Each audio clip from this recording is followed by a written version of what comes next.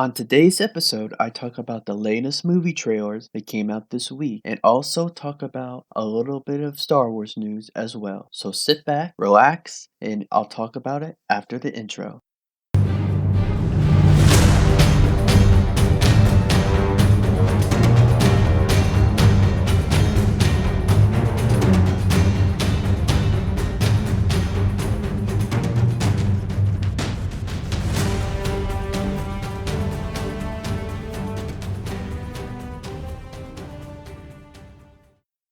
So I think I'm going to start off with the Charlie's Angels trailer because I thought that was a pretty interesting trailer. Now, I think we all have to remember this isn't the Charlie's Angels with Drew Barrymore, Cameron Diaz, and all the people that was connected to it. This is a totally new cast. It's a reboot. Every sense of the word is a reboot. So when I first thought of this trailer, I was like, this is gonna have a very specific audience. And I don't think the audience is me. Now, the movie could be great and I'll look forward to it. But at this very moment, the trailer just didn't get me. Now, this might be for, you know, a niche, specific niche audience that just want to see these three actresses kicking butt and taking names like the Charlie's Angels we know and love about. So I think if I'm going to even watch this movie, I have to see more of it because I think I felt the same way with Captain Marvel. Now, I'm not saying that this is going to be like Captain Marvel good or bad, however you think Captain Marvel was, in your opinion. But when I saw Captain Marvel, the first trailer, I didn't feel anything.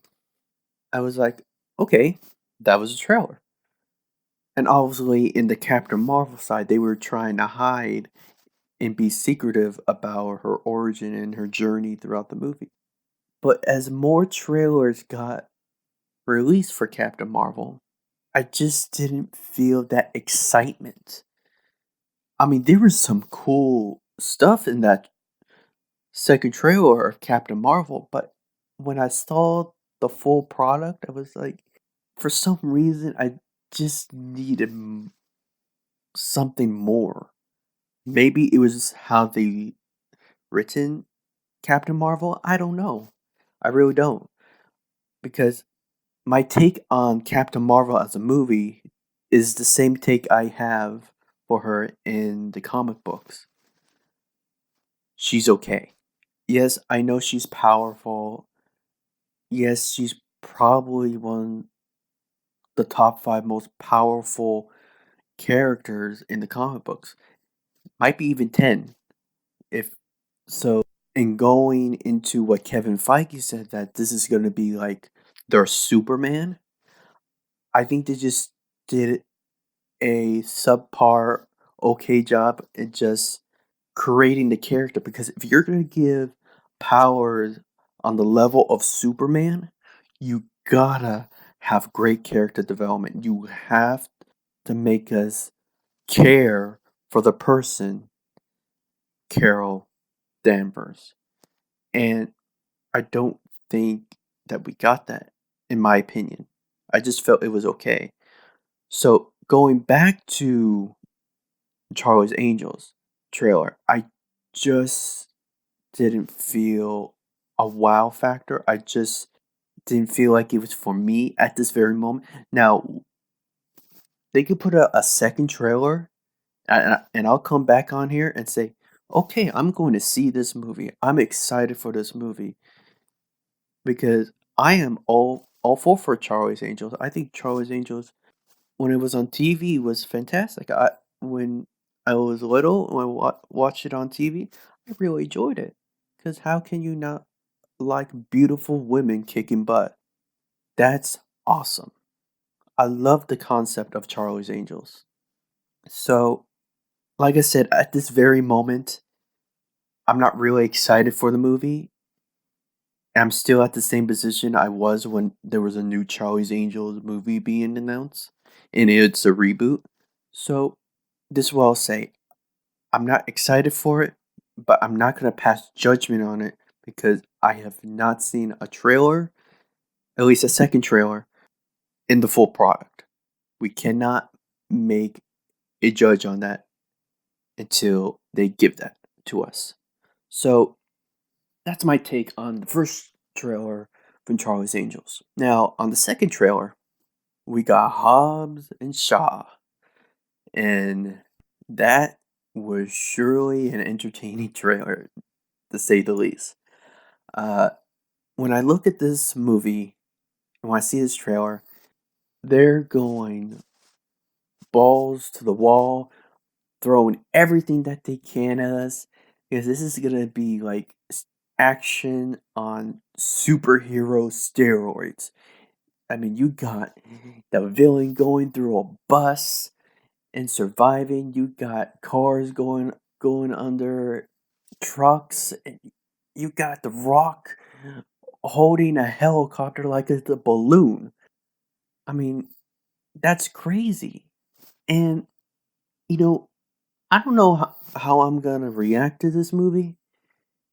This movie could just be stupid action fun that you're just go, hey, I'm just gonna enjoy it. I'm not expecting anything special. I'm just gonna be happy to watch The Rock and Jason Statham just go at it and have fun. But I think there's an issue that's going on with the Fast and Furious franchise because I don't know if I'm the only one thinking this. If you're thinking this, tell me in the comments section. But I think the Fast and the Furious franchise has lost its roots in its soul. It's forgetting where it came from.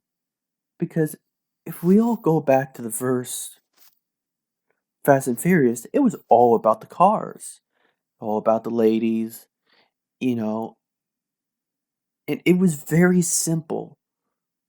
It was a very simple concept that was good. And that's what made it, a special movie. You had Vin Diesel, you had Paul Walker, and those were your two stars.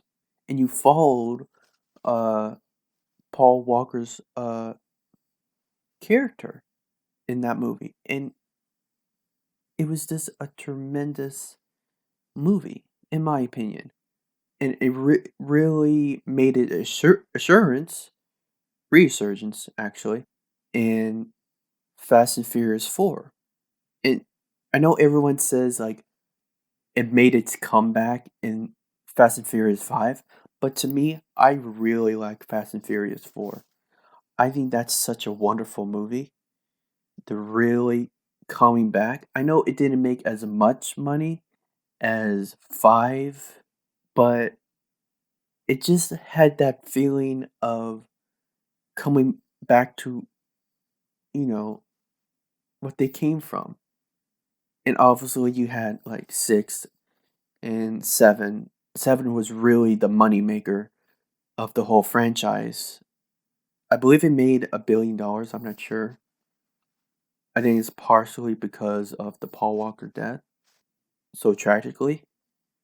And also the end of the Brian character in the movies.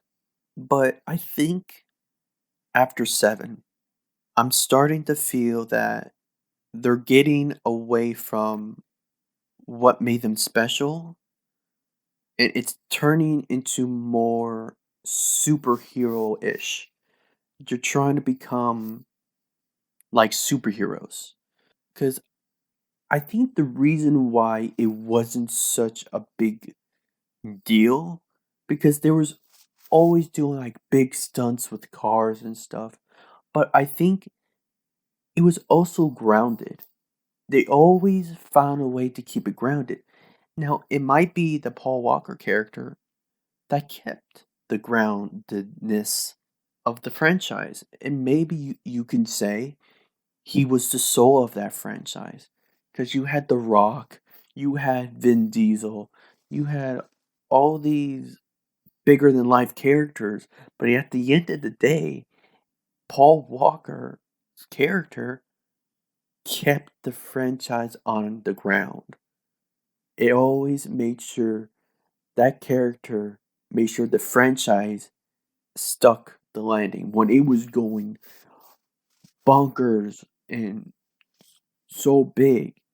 That character found a way to keep the franchise on the ground and secure.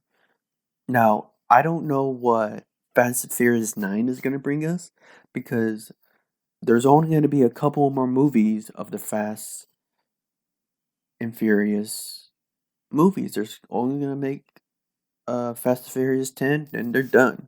And I'm going to kind of wonder, is Fast and Furious done to being a really good franchise? Because you don't want to turn it to Transformers. You don't want to just be all action. You need to have heart in these franchises. That's why MCU lasted so long. That's why Star Wars lasts so long. These franchises have so much heart and relatability. And if you don't have that, it's not going to work with your audience. It's not going to have that heart and connective tissue that will make people want to see more and more of it. And I think that's just my worry because I love this franchise. Always love watching Fast and Furious movies. They're so entertaining and they always put a smile on your face. And I'm just worried that since after the death of Paul Walker and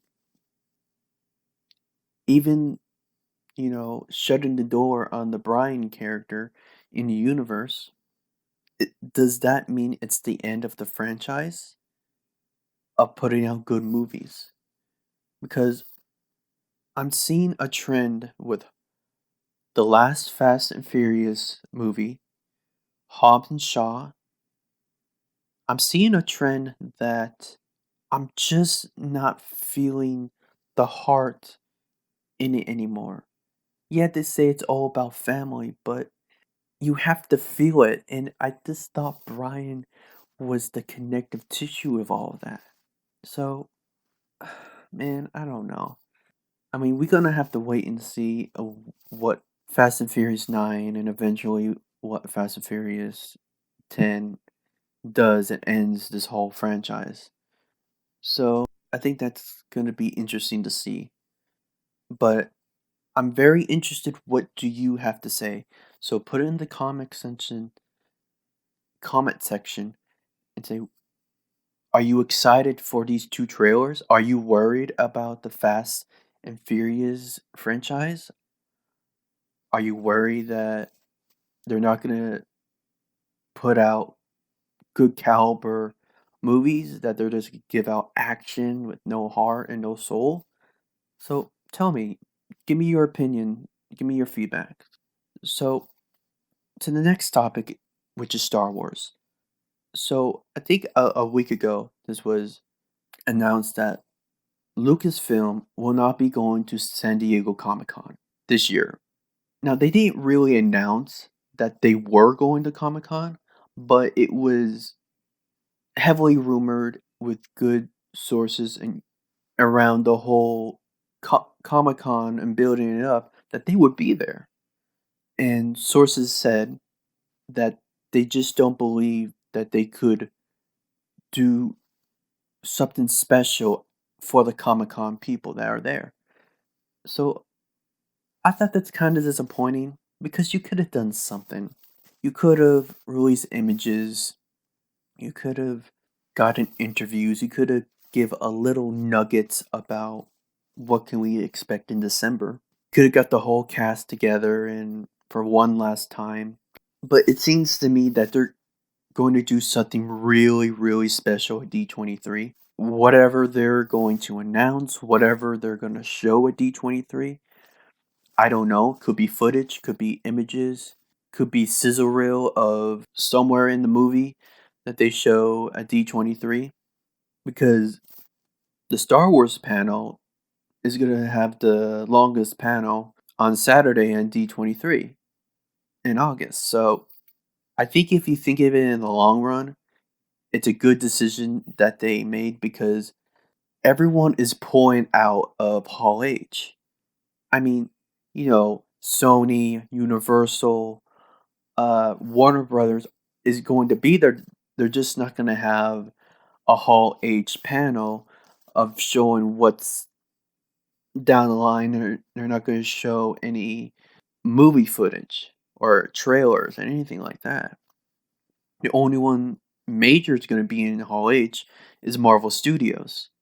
So I think Star Wars and the Rise of Skywalker is going to put all their eggs in the D23 basket, and who knows what they're going to show. I don't think they're going to show a trailer. I really do think they're going to wait till like October to show like the official trailer. But hey, they might give you like a second teaser like they did with The Force Awakens. They gave you one teaser in Star Wars Celebration, and they gave you like a behind the scenes kind of look at Comic-Con. So it's really up in the air what they're going to do because you really don't need to promote Star Wars that much because all you have to say is the Skywalker saga is ending. That's pretty much all the advertising you need to use, and you're going to get butts into the seat. Now, obviously, you have to show a official trailer, and you have to show Kylo Ren, Rey, and all those people. But I think I bet I think they're gonna wait. I really do. I think they're gonna wait till October, but I'll be surprised as everyone else if they give us something big. And I'll be talking about it right here on the Jordan Davis podcast. So always stay tuned. So now before I go, I wanted to talk about another news topic in Star Wars that Daisy Ridley, the person that plays Rey in the sequel trilogy, has been doing a couple interviews for a movie that she's been doing. It's about to come out, and an interviewer asked her, "How do you think the tone of the Rise of Skywalker is going to be?" And she says it's going to be very, very different from the last two. Now, obviously, that's to be expected. I mean, when you talk about a trilogy, there's always going to be different tones. It's just going to start off light. It's going to start off pretty dark in the second one. Then the final movie in the trilogy is going to be a kind of happy ending. Hero saves the day, wins, and there you go. But I think when you look at this sequel trilogy, you see The Force Awakens as kind of an introduction, a reintroduction to people to Star Wars. You get to see Han Solo, you get to see Chewie, you get to see Leia, but you get new characters like Ben Solo, Rey, Finn, Poe. Then in The Last Jedi, you get to see what Luke is up to. You get to see how his journey has been. And you get to see the end of Luke Skywalker's journey. But in the middle of all of that, you get the relationship of Rey and Ben. And it gets a bit darker as well. So, in my opinion, I think how they're gonna make the Rise of Skywalker different, I think, as she said in the interview, it's gonna be a lot more emotional. Now, obviously, when you think about the Rise of Skywalker and what has come before it, I think that's a pretty obvious way to think about the last movie of a 40-year journey of the Skywalker saga. it's going to be emotional. You're going to see Leia for the last time. You're going to see Luke for the very last time. And you're even going to see Ben and Rey for the very last time. But when I think emotional, I think they're going to go the romantic route. Because when you watch those two movies, they are subtle in the first one, but they go for it in The Last Jedi. And they tell you, Rey and Ben, they are the central relationship in this trilogy. They are the Han and Leia. In this trilogy, they are the Luke and Vader in this trilogy, all mixed into one. And for people who don't think Lucasfilm did not have a plan, this was their plan. This relationship was their plan. Palpatine being in the last movie of the Skywalker saga, they always wanted to put Palpatine in some way, and that's what they're doing. Now, it not been so clear to most people, but that was their plan. So, like I said, it's going to be romantic, emotional, because when you deal with these kind of characters of Rey and Ben and what they've been going through together and trying to defeat the big bad of all big bads, Palpatine, it's gonna come to a head, and so of course it's going to be emotional. Of course, there's gonna be a lot of romance. Of course, there's gonna be some tearjerker moments, some heavy stuff. And there's a particular theory out there that Rey and Ben are the reverse product of Anakin and Padme. I think that's a great idea. That's a big theory going around. Now, I don't think. No, I'm not saying physically they are being the reincarnation of Anakin and Padme. I think it's all symbolism, that they are the reincarnation of those characters. I don't think that Anakin and Padme they were reincarnated to be these people so they can get it right. I don't think that at all. Um, but what I do think that if you look at it symbolism in that kind of way, I think you're on a good path of thinking that way. And I think in some way in the movie that could happen. Because I've always said that both of them have to live at the end of The Rise of Skywalker, because the problem was Luke was the chosen one and he burdened himself to be to hold off the good and the bad, to bring balance to the Force. And look how he turned out. He ended up trying to kill his nephew because he thought he would bring destruction, and he lost his way. Not turning to the dark side, but he was still tempted by that dark side to kill her sister's one and only son. So I think in some way, I don't know how J.J. Abrams is going to do it, but I think they're both going to live and going to be that balance that the Force has needed for so long. Because Rey can be that light, but also Ben can be that dark. That both of them even each other out. That Ben won't be too dark, but Rey brings the right amount of light out of him, so both of them can be balanced together. That it's in perfect harmony. So I think that's a great way to go, and how to finish the trilogy in the whole saga. That these two very powerful force wielders, force sensitive people, finally create the balance to the galaxy that the Force has been looking for all these centuries. And I think it's a good way to really show Ben. and Rey as a representation of what Star Wars is: hope, love, and redemption, and balance. So I think there's a lot to be looking forward to in the next couple of months with Star Wars into the lead up of the Rise of Skywalker and many more blockbusters to come this year. But I think that's going to be the show for today.